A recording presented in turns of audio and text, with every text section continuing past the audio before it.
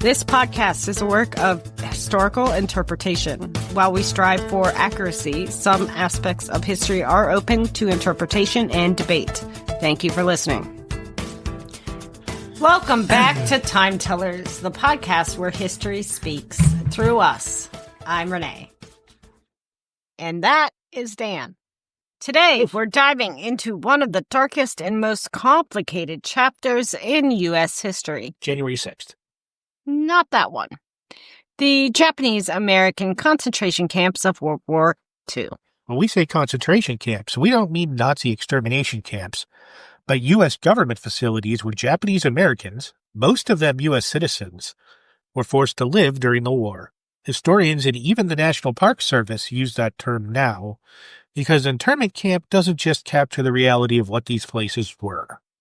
Exactly. More than 120,000 people, 2/3 of them American citizens, were imprisoned behind barbed wire. Their only crime was being of Japanese ancestry. And that's even vague because they just might have just looked at. Well, there might have been some confusion with Korean and That's what I mean. Chinese, There was some instances but, yeah. where they were just accused of being Japanese. And then they had to prove they weren't. Yeah. If they were allowed due process. 5 years later. Yeah. So today we'll unpack how it happened, the laws, the politics, and the fear. We'll hear voices from those who lived it, examine the roles of Franklin and Eleanor Roosevelt, look at newspaper headlines, and even touch on international reactions. We'll also explore what life was like inside the camps, the resistance, the heartbreak of leaving home and pets behind, and the decades-long fight for apology and restitution. Let's take a look at the stage.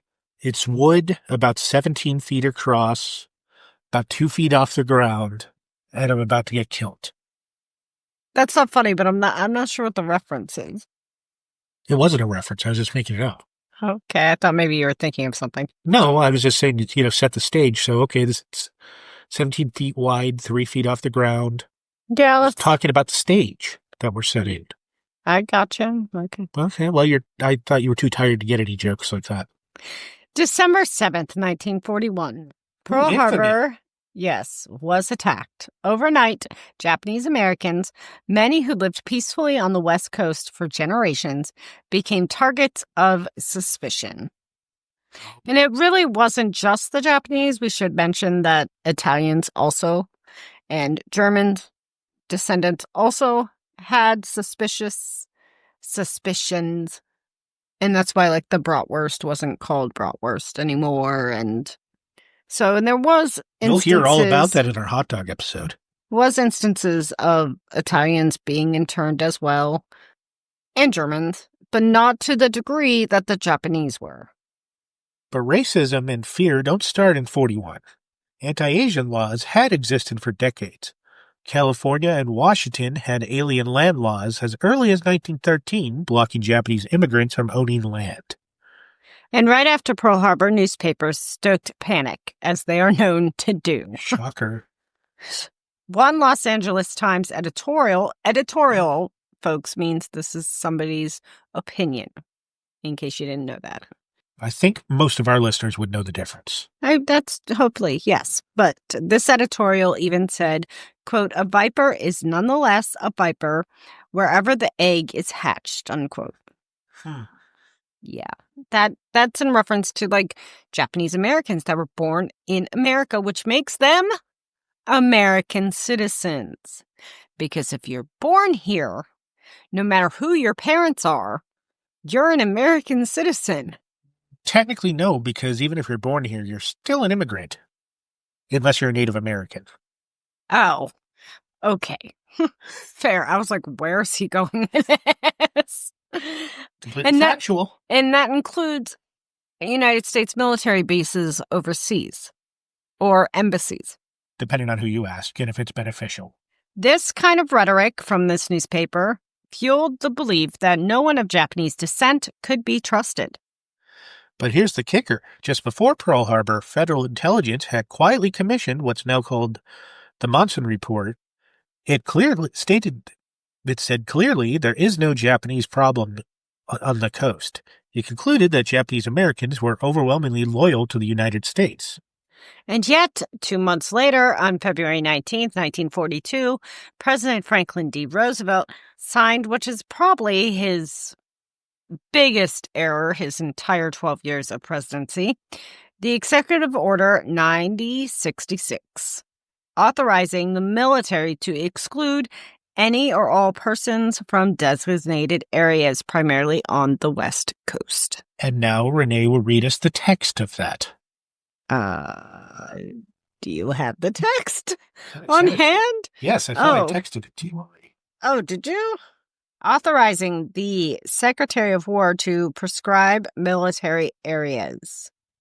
Whereas the successful prosecution of the war requires every possible protection against espionage and against sabotage to national defense material, national defense premises, and national defense utilities as defined in Section 4 Act of April 20th, 1918, as amended by the Act of November 30th, 1940, and the Act of August 21st, 1941.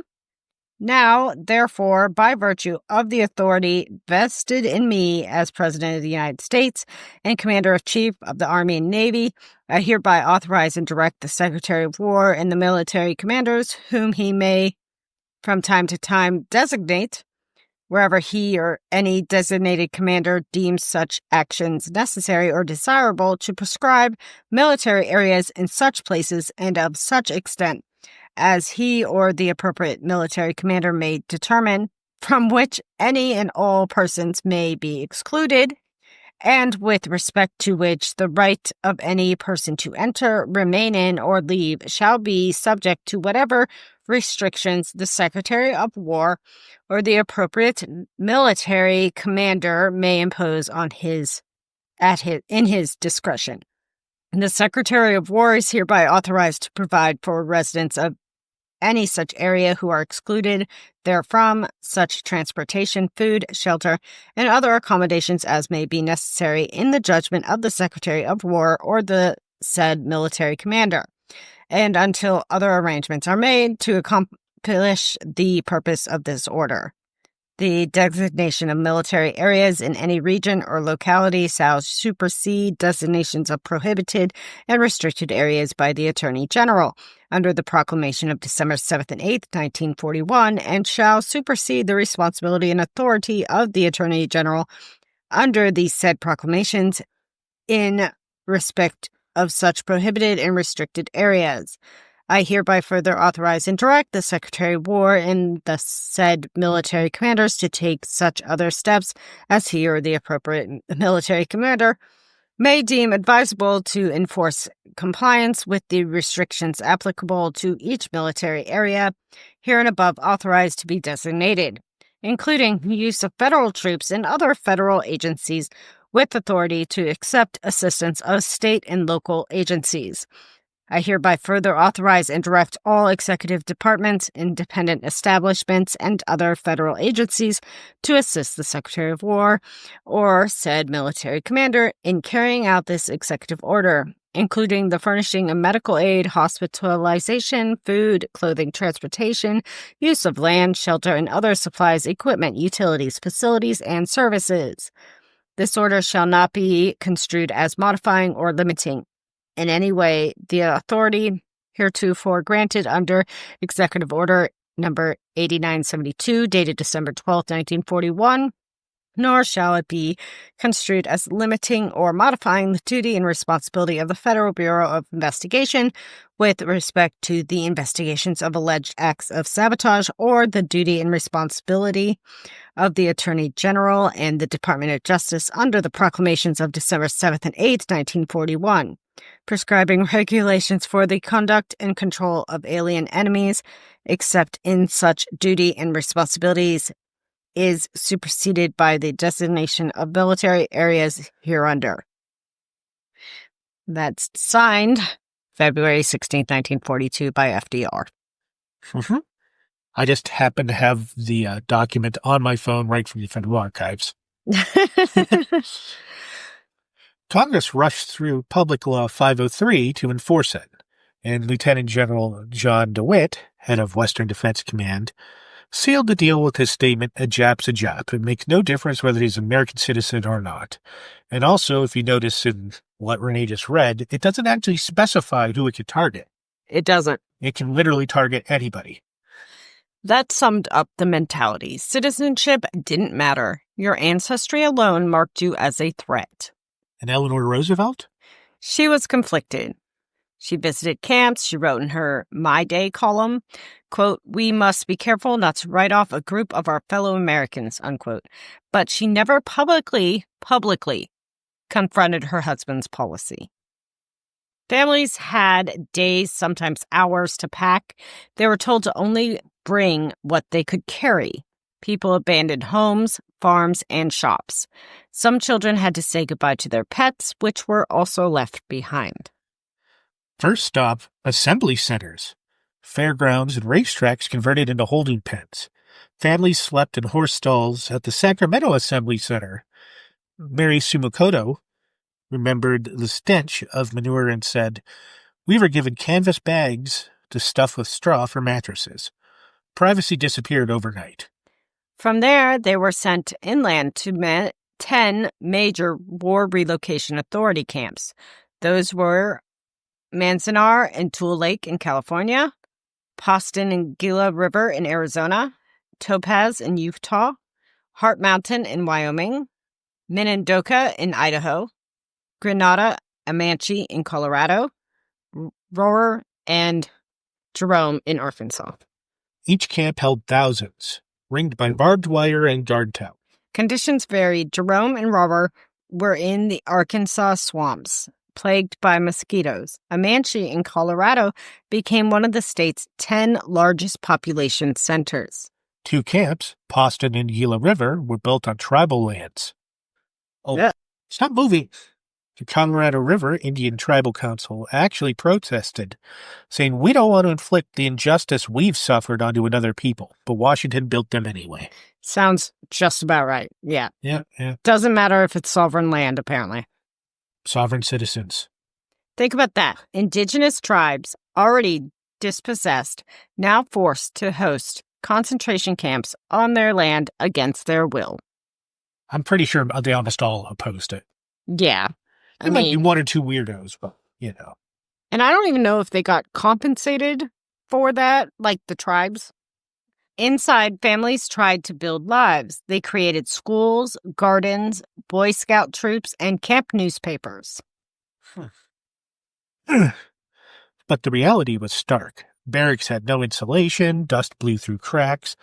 Toilets had no partitions, food was army-style mess hall rations, often alien to Japanese-American diets. So, really bland. Artists documented life, as in Dorothea Lange's Stark photos or Ansel Adams' book Born Free and Equal, and Mine Akubo's illustrated memoir Citizen 13660. But tensions boiled. At Manzanar in December 1942, protesters clashed with military police. Soldiers opened fire, 2 men were killed, 10 wounded. Survivors remembered hearing the gunfire echo through the camp. Then came the loyalty questionnaire in 1943. 2 questions became infamous.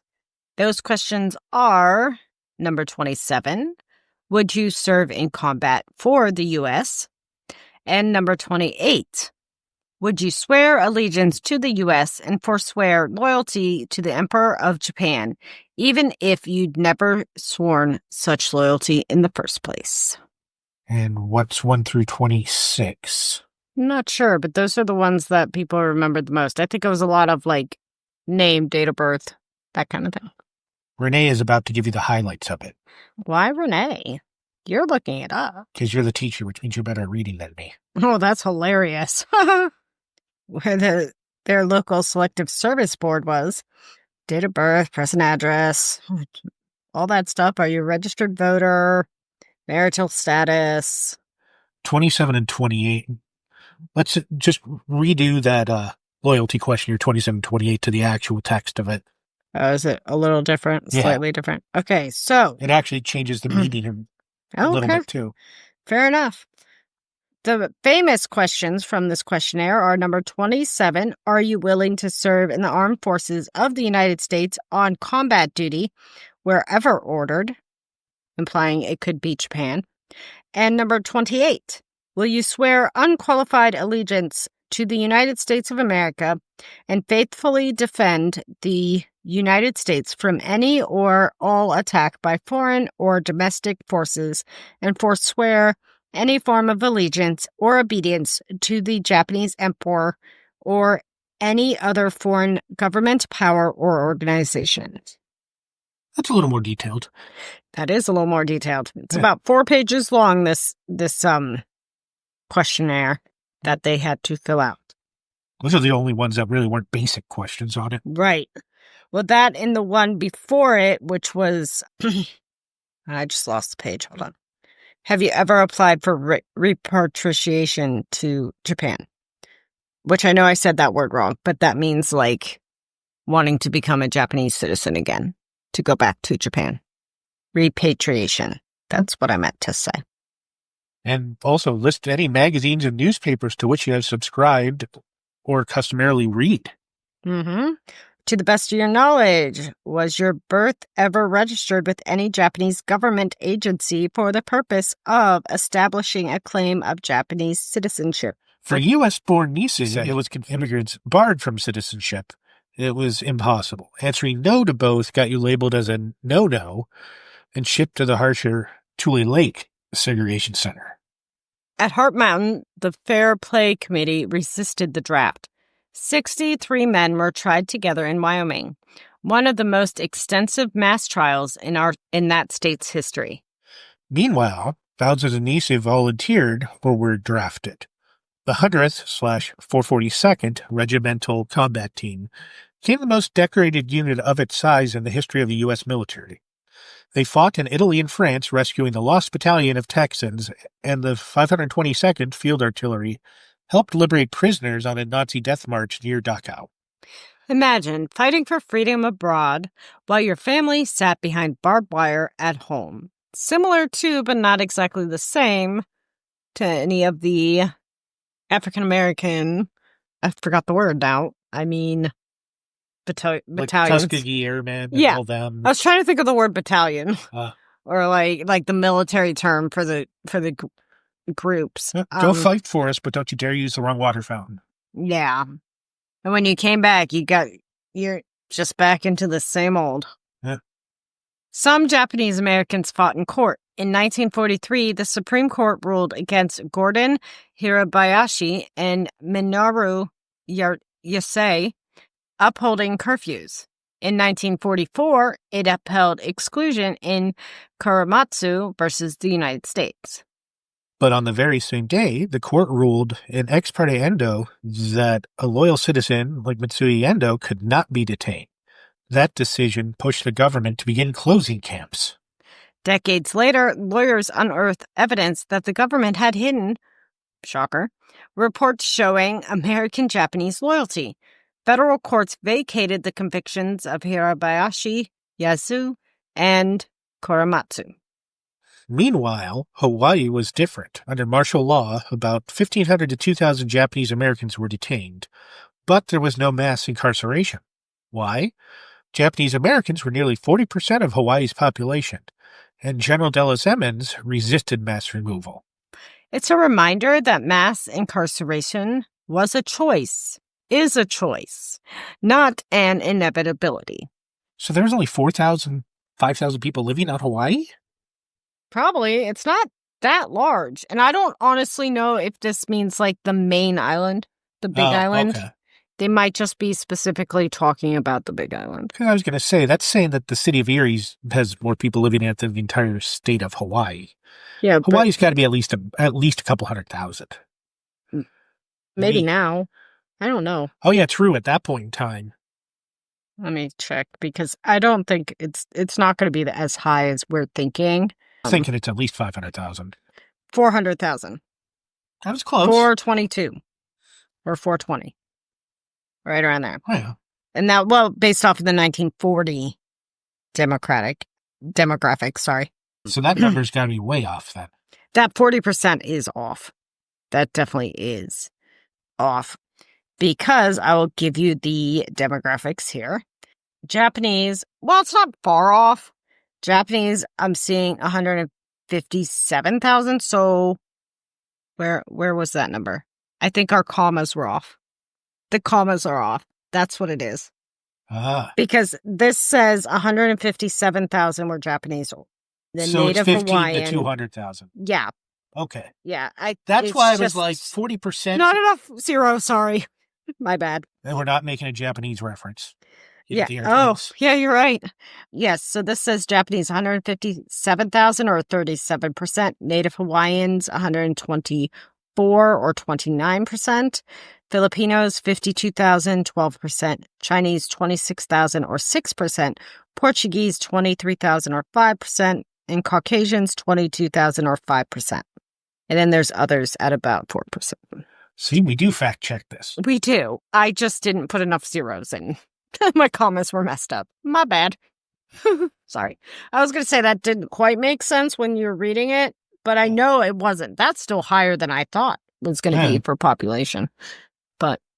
And here's a piece that many people may not know. The U.S. also pressured Latin American governments to deport people of Japanese descent. From Peru alone, about 2,200 Japanese Peruvians were sent to the U.S. camps. Some later used in prisoner exchanges with Japan. Many of those deportees weren't included in the 1988 reparations law.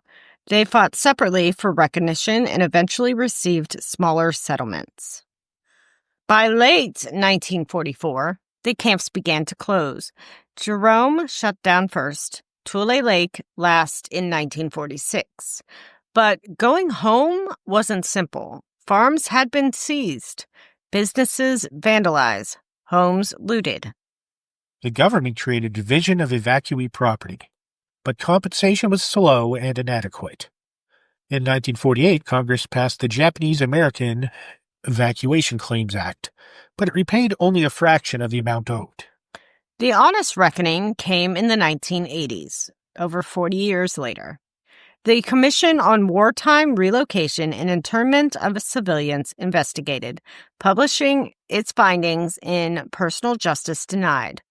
Its conclusion?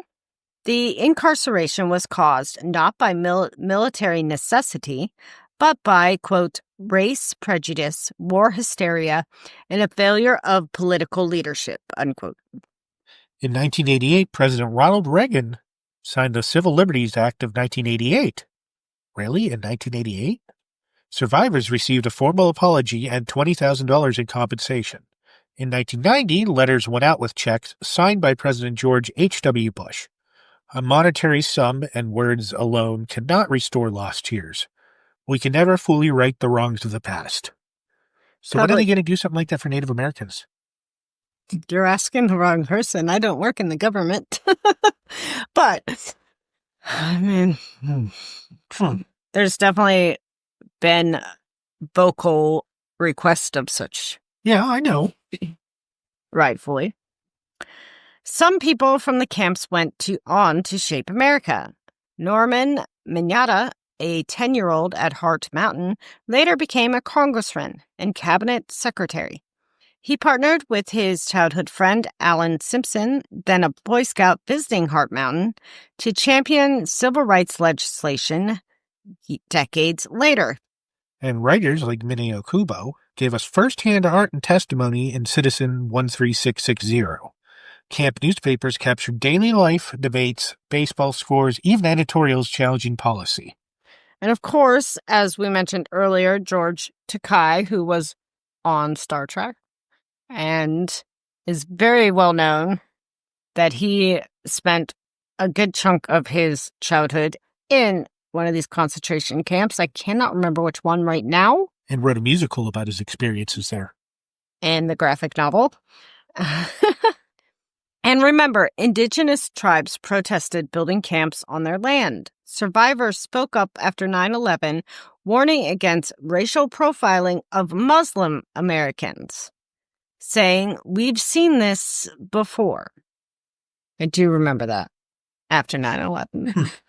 There was a lot of, yes, the terrorists were using a butchered and radically incorrect version of Islam. And we're practicing Muslims that are not the normal, I don't want to say normal, but I can't think of a better word. Think of them as Muslim. the Christian version of the Westboro Baptist Church members. Yeah. The very extreme that is not something the rest of that population embraces. So why tell this story?